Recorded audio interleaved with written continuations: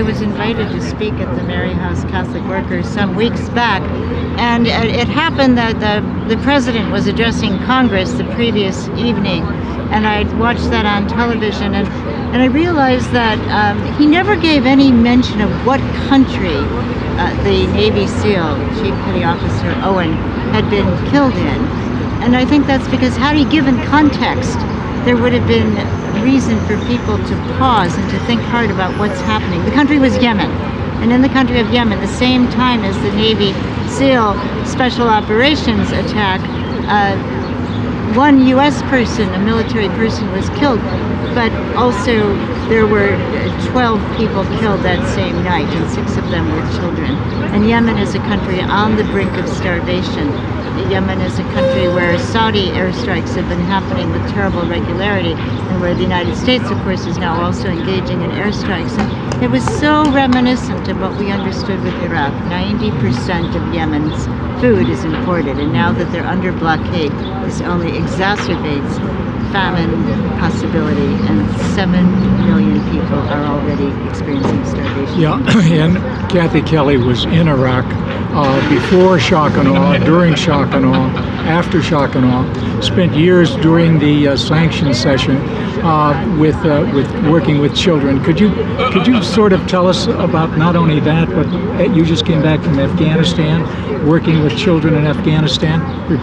Well, I suppose Ann Jones, who wrote the book Kabul in Winter, gave a title which is very telling to another of her books, War Isn't Over When It's Over. The United States has created chaos and terrible upheaval and the likelihood of destitution that then fuels even rising, spiraling conflict in Iraq, in Afghanistan.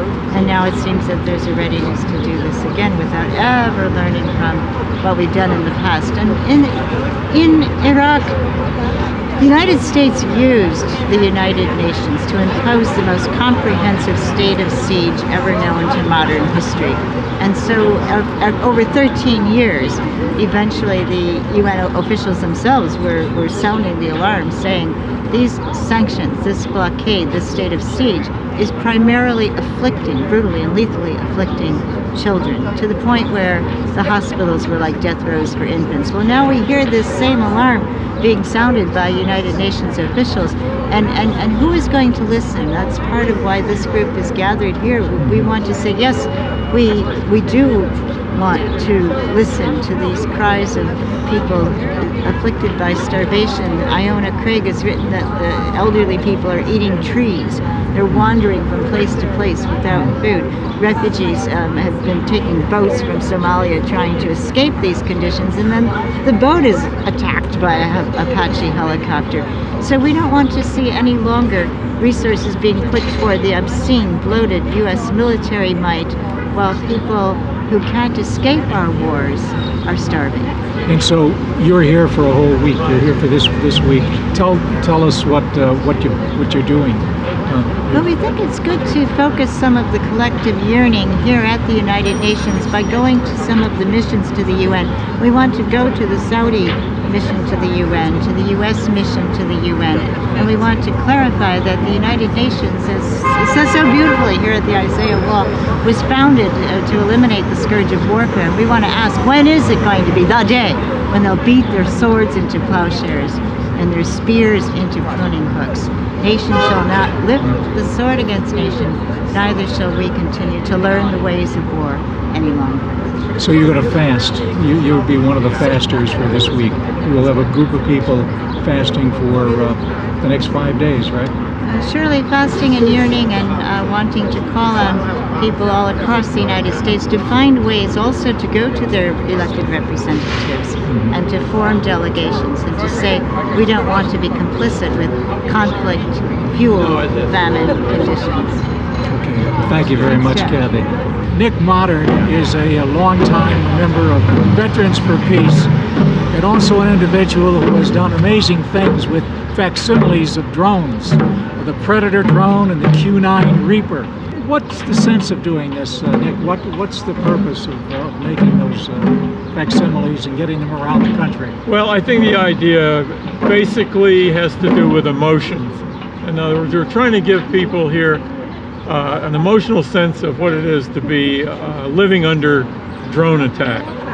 And most people have the idea that drones are very small, hobby kind of toys. This is a replica, it's 20% size of the real one, which has a wingspan of 66 feet.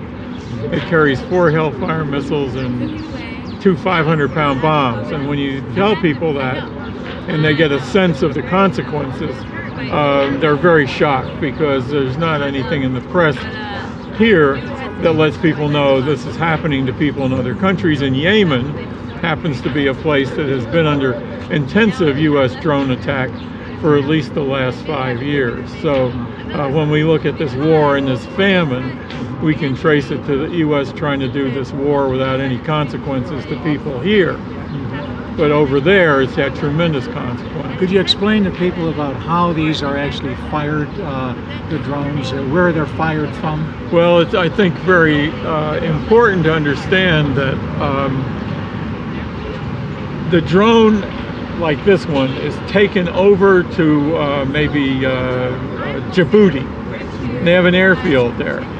So they'll launch it, and then the control goes immediately to the United States, to Creech Air Force Base, or up in Syracuse at Hancock Air Force Base. There's other drone control centers around the world, but the biggest one, the central one, is at Creech Air Force Base in Las Vegas. And so people here with a 2 or 3 second delay are controlling through satellite communication the drone flying over Yemen. Okay. And their information about who the bad guys are, where does that come from? Well, it comes from a variety of places, but some of it comes from people on the ground over there, and some of it comes from cell phone chips. And oftentimes it appears that people on the ground may be using the drone against rivals that they have. But the fundamental problem is that you're killing people without any due process. No investigation, no ability to go to court and defend yourself. So it's essentially murder, assassination, and it's all done, you know, by remote control, which is, you know, even one step further away. So is this the economics involved in it? Is this considered to be a profitable business for American industry? Well, it certainly is, yeah. The biggest manufacturer of these military drones like this is a place called General Atomics. It's a privately owned, you know, multi-billion-dollar company out in San Diego, and then the missiles and bombs are made by Raytheon and Lockheed Martin. Yeah, I think it's probably important for people to know, because we often say that they talk about drones or the Predator or the Q-9, but the real killer is the Lockheed Martin Hellfire missile, isn't it? Yes, that's right. Yeah. Yep. And these are said to be very precise. They're the black little on the model are the little black missiles. The real ones are about 5 feet long, and they're said, oh, they could, you know, make sure we only get the right person. But the blast area for these is huge. The Marines won't let their troops go anywhere closer than the length of a football field to where the Hellfire is targeted. You have to be, you know, basically more than 100 yards away. Anyone within that area will be killed or, you know, or wounded. Tell us about what you're doing to try to get advertising out in the general vicinity. In the general vicinity of where the drone pilots are actually operating. What are you doing? Well, what we've been doing is running cable TV commercials in local markets in Las Vegas, for example. And they're 15-second spots, and they basically say, please refuse to fly drones. And it goes into, you know, why. And it raises questions about whether you can see reality 10,000 miles away, things like that. U.S. drones have killed thousands, including women and children. Drone pilots, please refuse to fly. So it's the drone program depends on the operators. Many operators are very upset with their conscience, right? With what they're seeing, what they're doing every single day, following people, killing them, following them, killing them. And so we're trying to help people to, say, yes, my conscience should be heard. And there have been people who walk away from this. Great. Yeah. Thanks very much. Thank Nick. you. Yeah. You bet. Yeah. Thank you. Okay, we are fortunate here, have a gentleman who is going over to the United Nations to present a letter to the United States Ambassador, Ambassador Haley. And we're going to ask him to hold the letter up in a minute or two, but we have next to us Barry Ladendorf from California. And Barry is the national president of Veterans for Peace. So Barry, can you tell us a bit about this UN activity today? Sure, Jack, I'd be happy to. As you know, a few weeks ago, just across the street from here, member nations, over 130 nations, were meeting to begin work on a treaty that would ban nuclear weapons and make them illegal. Unfortunately, the United States, the most powerful nation in the world and the only nation to drop nuclear weapons on another nation in time of war, has refused to take part in that, which is to our profound disappointment as members of Veterans for Peace. We think this is another missed opportunity for the United States to step forward and become a moral leader in the world and lead us toward a nuclear-free world. And I think we could do that if we had the will and the political will to do that.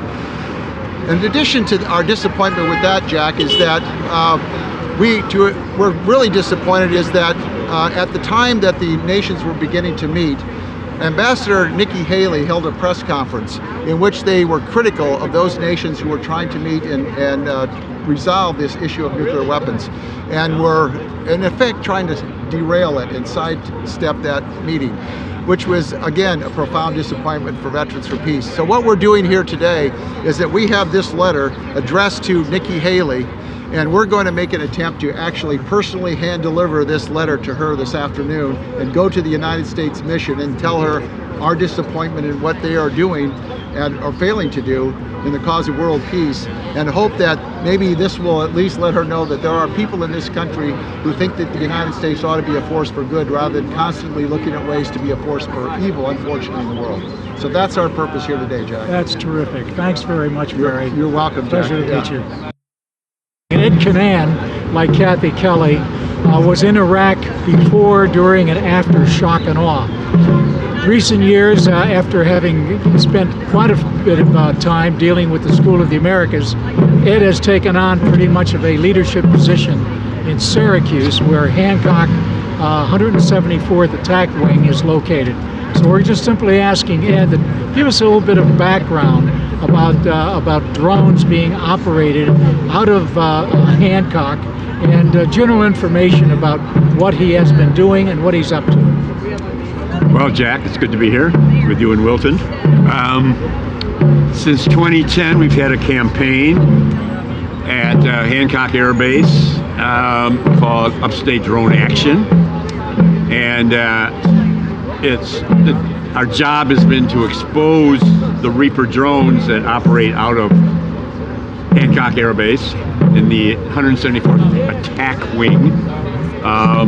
So we want to expose what's going on there, not only to the public that drives by, and there's a lot of traffic along East Malloy Road in the town of DeWitt, but also to the personnel on Hancock Base that are part of the war machine. Many of whom are probably quite young, and maybe they're naive about really what this war machine is all about. So we're trying to raise consciousness. And we've had direct actions, which we don't call civil disobedience, we call it civil resistance, because we are not disobeying law, we're trying to enforce law. So a number of times since 2010, we've been right in front of the base, sort of blocking the ingress, the entrance to the base. And one time we had big books. Now these were like 7-foot high cardboard books that are particularly relevant to the drone issue, like the UN Charter. So we simulate the cover of the UN Charter. Of course, we get arrested for these things, Sure. and get detained, go to trial eventually. Sometimes it's a year or two later, and some of us go to jail for our efforts. So you're doing this to try to gain publicity. One of the judges I heard said all you guys are interested in is just getting publicity. Could you tell us about that? Well, yeah, that's what we're trying to do, is get the word out about what's happening there, because it's a clandestine operation. It's highly classified. The base will not give out the names of its personnel, for example, even to local media who are quite friendly to them, you know. So it's pretty stringent. So we got to get the word out somehow. National media mainstream media does a very poor job of really helping the public understand the issue. And our local media barely want to go near it, because Syracuse, up in central New York, across a quarter to Rome, New York, the old Rome Air Base, is working to become this drone development corridor. And of course, this brings jobs, this brings money, so it doesn't want to do anything to make the drone entrepreneurs and the drone corporations feel it's an unfriendly atmosphere.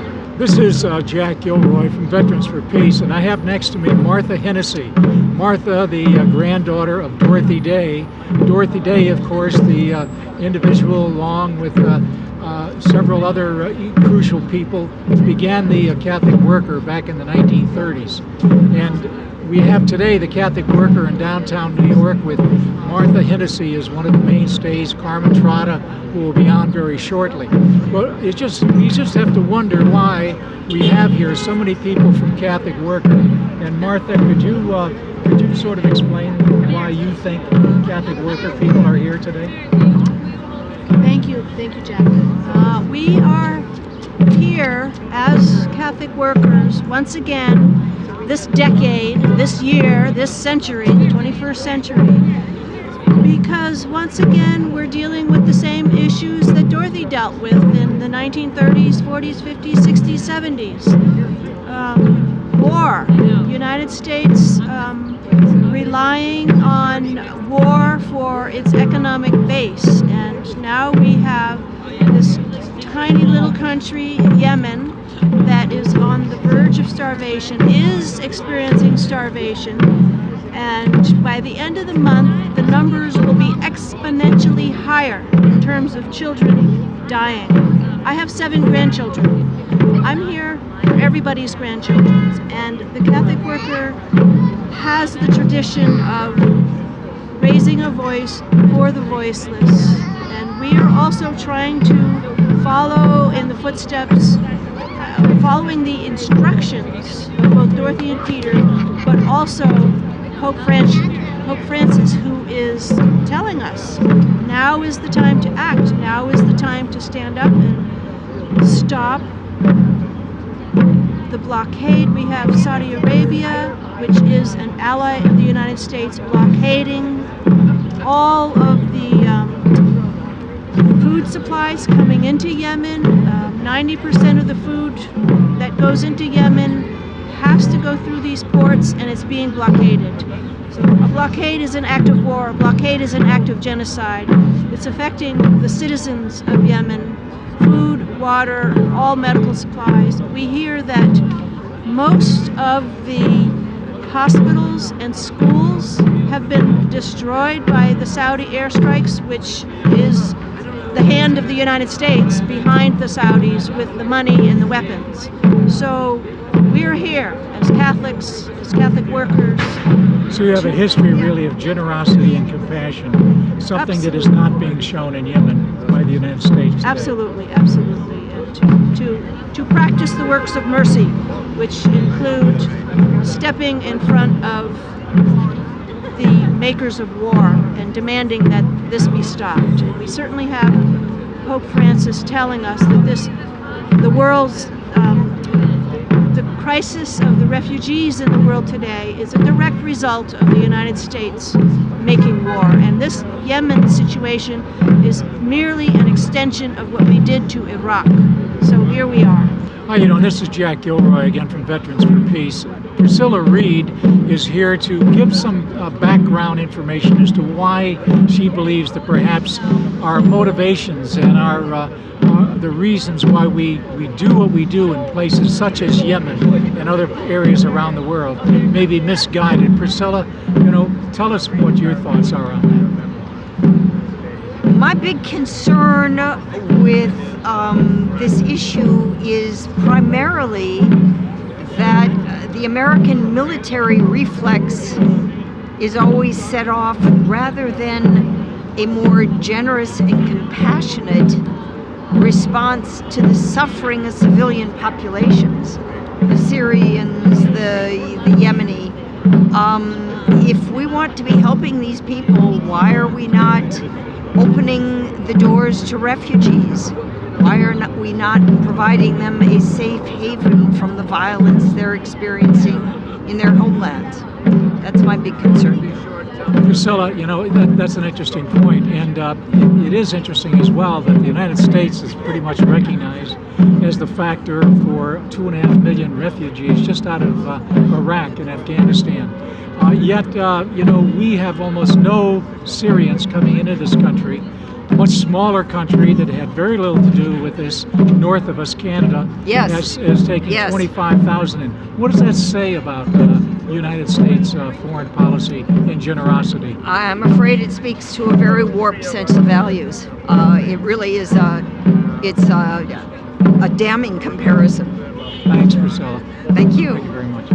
Why are you guys here today, and what is going on? Would you sort of explain to people who aren't familiar with Yemen and what is happening in Yemen? I'll try as best I can. The first thing I would say is we're in front of the United Nations. They're almost going to celebrate their 70th anniversary. And the United Nations was formed to keep us from the scourge of war, as its charter said. 70 years on, we're at a point in human history where that is more volatile than at any point since World War II itself. For 26 years, the United States, a purportedly Christian nation, has been bombing Muslim nations for 26 years. In 1991 in Iraq. There are several people here that were in Iraq in 1991. They were there in 2003. Some of the people here stayed on the ground in Baghdad for the shock and awe bombing because they refused to leave their friends. So we look for that world that is survivable. We look for a world that we can bring back to life. Even the environment is deteriorating, and we have a president in the White House that is in denial of that. What is it about Catholic worker that so many people that I've talked to seem to be associated one way or another with the Catholic worker? What makes you guys into? I thought we kind of thought that was all about feeding the poor and hospitality. It is about feeding the poor and hospitality and trying to live as modestly as you can so that everyone can live. But it was always the case that Dorothy Day, very early on, Dorothy Day was a pacifist. Dorothy Day refused to go along with the great powers, the U.S. and Britain. Britain, one of the greatest colonial nations in the world, in World War II, even in World War II. Like Jesus, she was totally nonviolent. Like Gandhi, she was totally nonviolent. So there is a sort of Gandhian nonviolence that persists with the Catholic worker, and I think we can see the need for it increasingly. Carmen, here's a hardball question for Catholics. Why is it this Pope, who the world really appreciates so much, Pope Francis, why doesn't he just come out and say Catholics, Christians throughout the world, do not belong to the military, do not enlist, be a conscientious objector? Martin Luther King said that 50 years ago. When is the Pope going to do it? If we've ever had a Pope that might in fact do that, it would be this one. Great. So great. In terms Let's hope for it. In terms of the Catholic Church is completely, at this point, there is no way to legitimately possess a nuclear weapon. So there are plenty of people who don't necessarily hear that. You don't hear it in sermons all the time, right. But it is the teaching of the Church. Right. At the very least, in terms of the nuclear issue, they got it just right. They all need to be abolished. Thanks, Mark. Azri, can I? Sure. Only because I don't want to shortchange you. What the question that you had asked is what your question that you asked is significant. So, what is the reason for being here today? Has to do with the people of Yemen. It has to do with the fact that the richest country in the world, the United States, and one of the other richest countries in the world, Saudi Arabia, and one of the other richest countries in the world, the United Arab Emirates, are bombing the poorest country in the Middle East. The UN is trying desperately to call attention to this because they are afraid that there's going to be a massive famine. very soon. At this very moment, the Trump administration has given the Saudis the okay to bomb the port of Hodeidah to try to take it over from the Houthi rebels and the Saleh forces that currently run it. They've already set a blockade at the point. That port brings in 80% of the food to Yemen. If you blockade that point, you're blocking the food supply. They are using starvation as a weapon. That's a war crime. The Saudi bombing campaign run by the Americans with the Americans, logistics, we give them in-air fueling, we give them, so it is very much something that the Americans have bought into. We're complicit in war crimes. The strikes have been so indiscriminate. This has gone on for 2 years. Very recently, a couple of days ago, you had this gas attack, sarin gas perhaps, in Syria. And there was a picture on the front page, I think it was the Daily News, of a dead child. And it said, "We must not look away." But the article itself was looking away. Because we were not responsible for that strike. We could be responsible and be helpful in prosecuting those who did that chemical strike. But we are responsible for what's going on, for the Saudi bombing of Yemen. That's what we're responsible for. And that is his bigger child. So they showed that child. They haven't put a picture on the front page of a starving Yemeni child.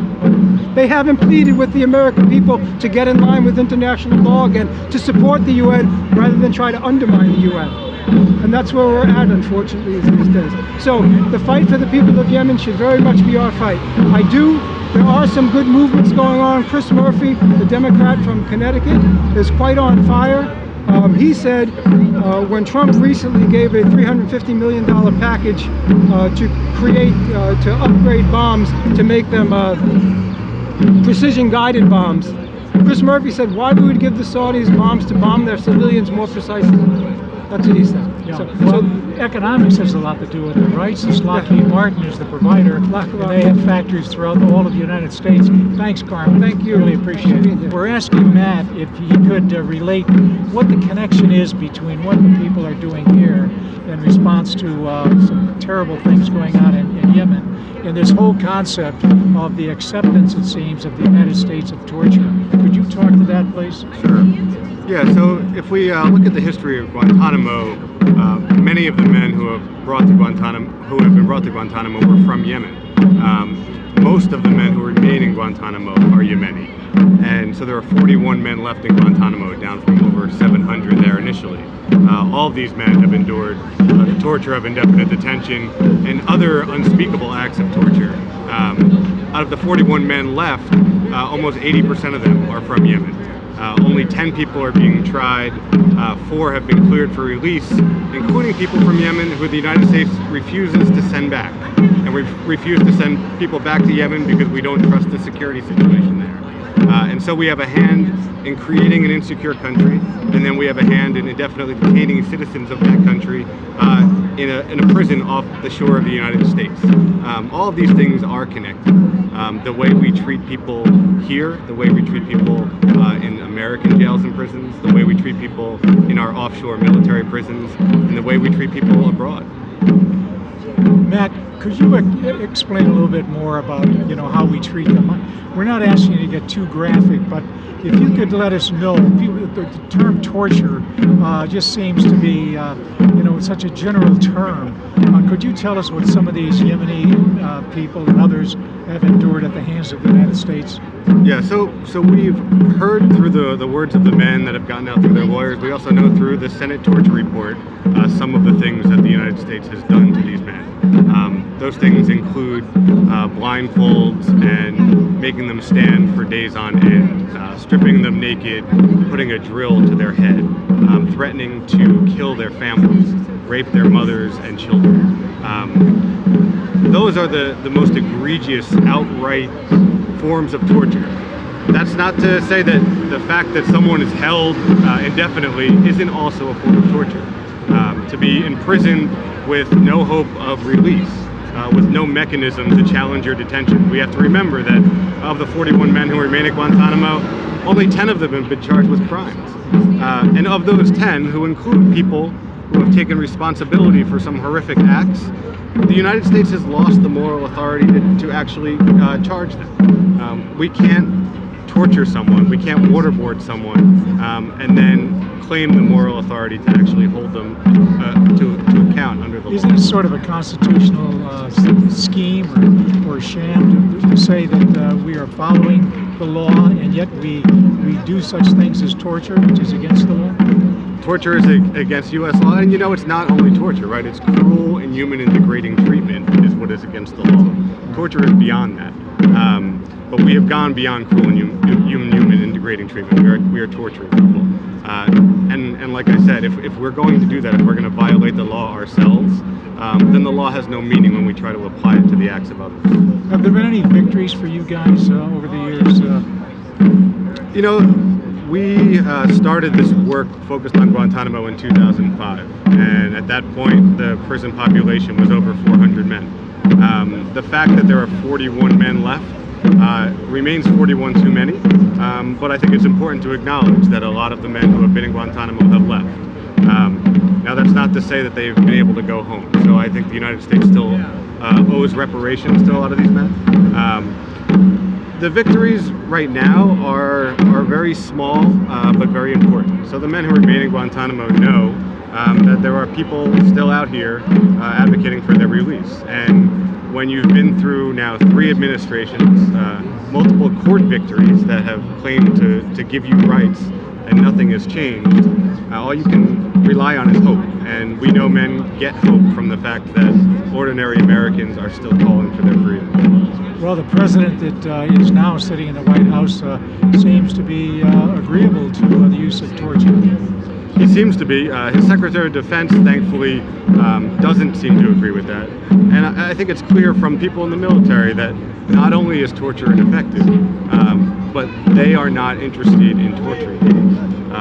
People in our military understand what that means, and those people are the ones that have to carry out the orders. And we believe now that most people in the military won't carry out those orders because they know not only what torture does to the person who's being tortured, but what torture does to the torturer as well. Thanks so much. We're really so glad to have you. Thanks for speaking to me. I was very struck yesterday when finally the newspapers around the country showed a picture, a real picture, a dying child. And suddenly there's compassion sweeping across the nation because the death was caused by someone else.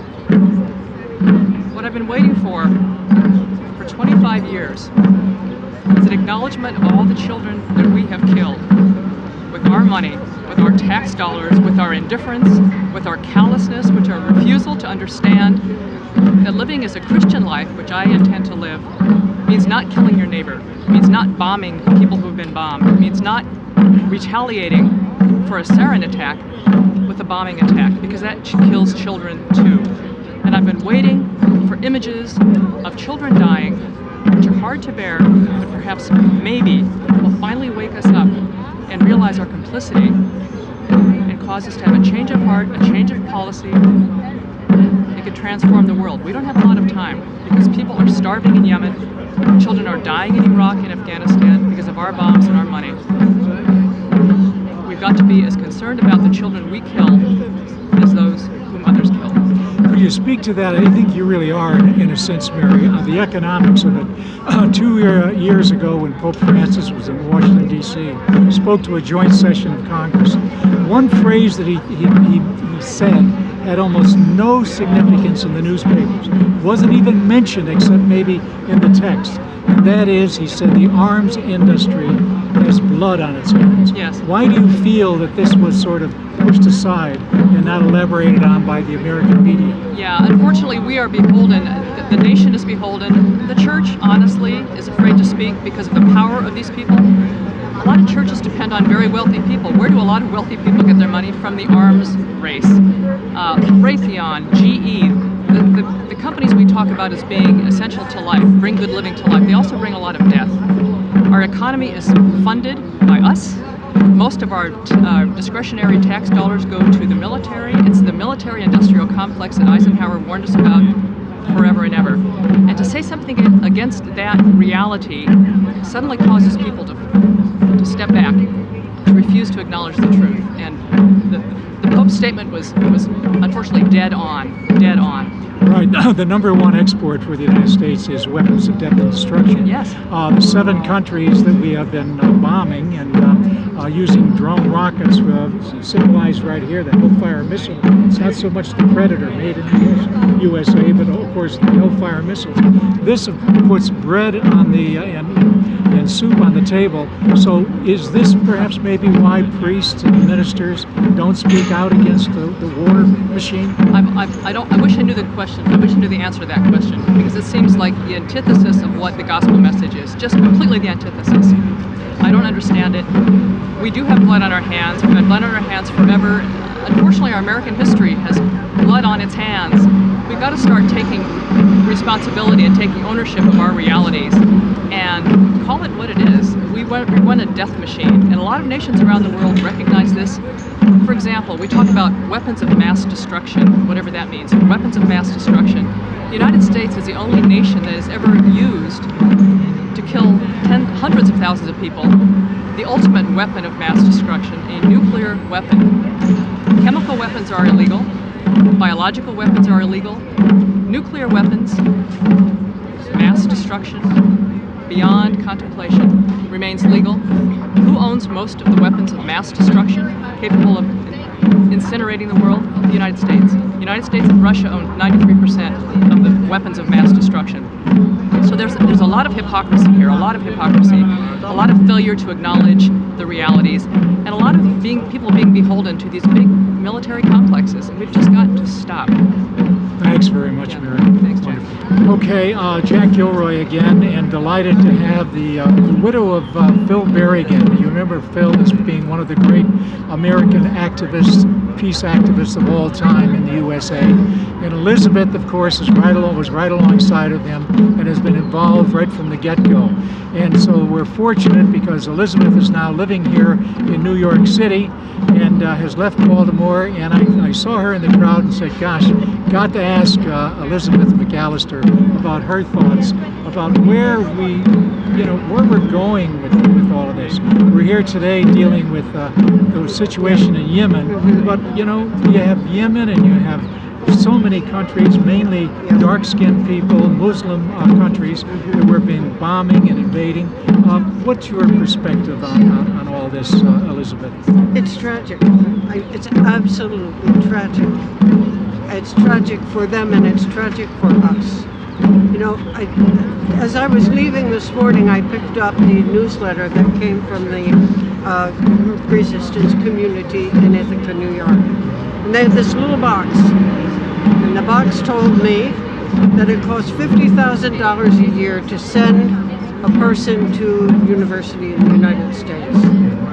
And it costs between $60,000 and $90,000 a year to incarcerate a person in this country.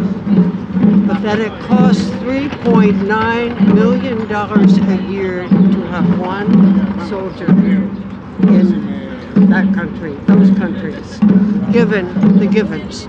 That, it shifts at times, but right now, given $3.9 million per soldier per year. And that's because of the circumstances surrounding it. What does that say about our priorities? What does it say about our priorities? If you had $3.9 million in the work that you're doing for the poor here in New York City or Baltimore, wouldn't that be an amazing bonanza? Wouldn't it? Yeah. So, the economics of it are astonishing, very, very real. But what's it doing to our soul? What's it doing to our spirit to keep doing this? And we're constantly in a position of saying no, when what we want to be about is saying yes to hope and life and things that make for justice and peace. And we just find ourselves needing always to be saying, you got to stop this, you got to stop this. And I think it's important for more and more people in this country to begin calling Trump what he is, a complete egotist. Well, his ratings will probably go up now because he has done some murderous things, and that is being presidential, and that says something, doesn't it, about American history? It says, yeah. you know, one of the groups that I've been working with for years and years and years, the Kairos community here in New York, is studying a book together about, and it's written by a Native American woman, and she's writing the indigenous people's history of the United States. It's despicable. From day one, it is utterly and completely despicable. One last question. Do you think that there is a growing loss of the soul or spirit in America? Or I think it's lost. I think the very idea that we would elect Donald Trump president of the United States, even though, you know, he didn't get the popular vote, but that he became the candidate, says volumes to me about what this country's about. I just want to thank the veterans against the Vietnam War and the Vets for Peace, because you basically saved my life back in 1970. I was all for going to Vietnam. I looked at that Life magazine of all the dead from the Tet Offensive. Remember in Life magazine that an issue, and I was so taken by that. I went to my room in total embarrassment, started crying for these good men that died in war, trying to save women and children from being slaughtered by these horrible communists.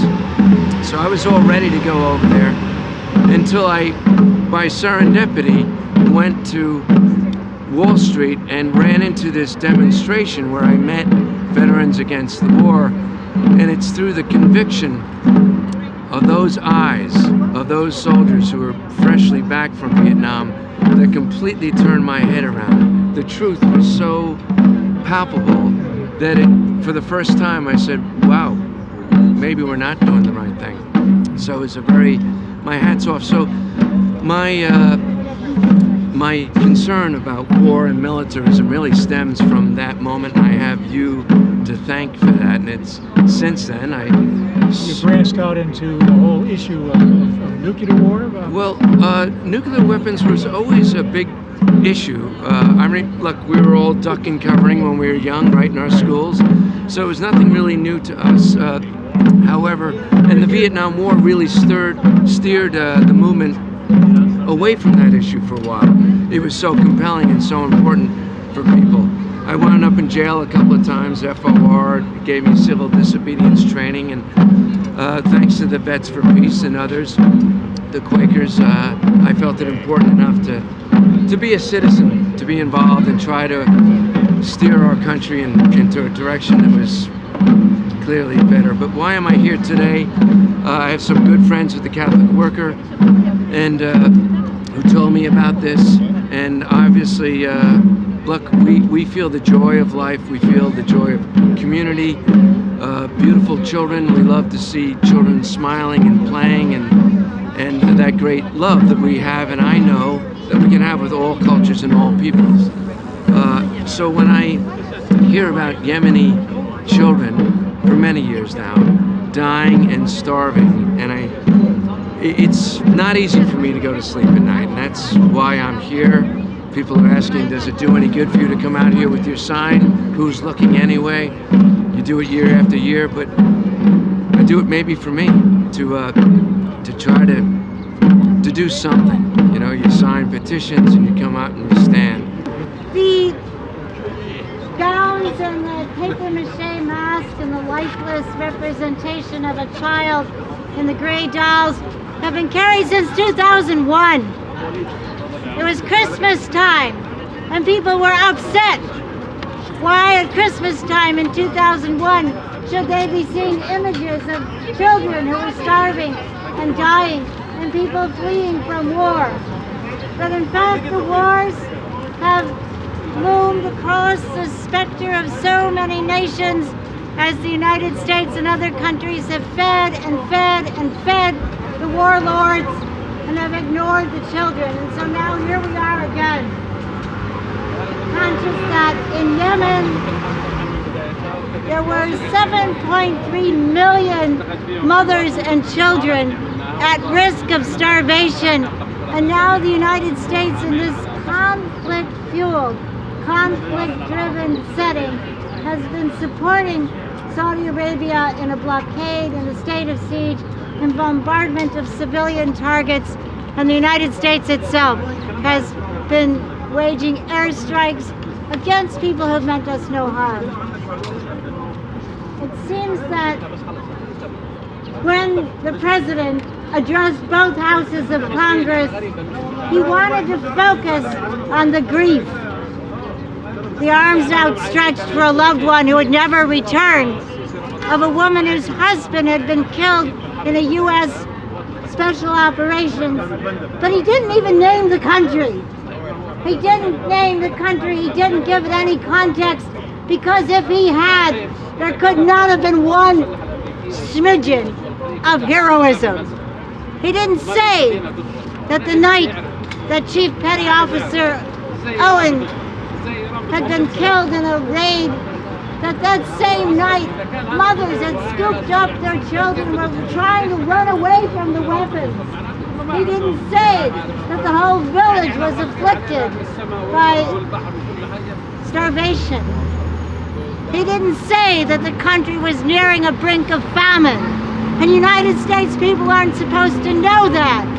But we have long believed that if people in the United States knew, if they knew the bloated, obscene budget that scoops up, sucks up more resources at the expense of children's lives, it wouldn't stand the light of day. And so part of what we must make known through our collective yearning, to our desire not to be dominated by warlords, to our commitment to listen to the voices of those who are begging to be able to live without war, to hear the young people who say, we want to live border-free because they don't want their lives to be entrapped by warlords. And here at this incredibly beautiful site, to listen to that call that has come from the ancient Near East, a call that has been heard by people again and again. When shall come the day, O Lord, when they shall beat their swords into plowshares and their spears into pruning hooks?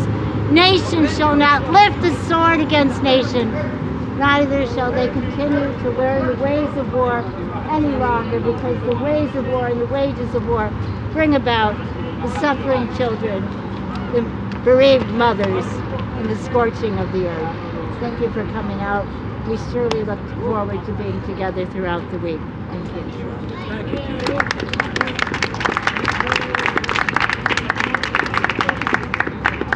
My name is Carmen Trott, and I've been with the Catholic Worker for over 30 years. And as I said before, I think it's a sort of cutting-edge issue to look at this. It becomes so clear. It becomes so clear we're not taking sides. Houthis, Saudis, the Yemeni people need to get together. But they need a lot of aid. They need an enormous amount of aid. A country that imports 90% of its food supply is going to need a lot of aid. We need greater solidarity in the world. We're here in front of the United Nations, you know, which is looking at its 70th year. And it was created to save us from the scourge of war. And never have there been more ongoing wars for such a long period of time than it is right now, right in this last decade. So it's a cutting-edge issue, in part because it looks like tomorrow or the next day, the Saudis are going to be attacking, deliberately attacking, trying to take over the point of Hodeidah, through which comes 80% of the food supply to the country, a country already on the brink of famine. The Trump administration has given that the okay. The question now is whether or not the Trump administration is going to join in the assault on that port. And the UN has done everything that it could. They've issued every statement that they could, beautiful statements about what needs to be done. In the last year, they've gotten so little money that the World Food Program has had to cut the rations in half this year in Yemen. They cut them in half when they needed more of them. They had to cut them in half. So that's my reason for being here. And I'm happy to have been brought here by so good a spirit as Kathy Kelly's.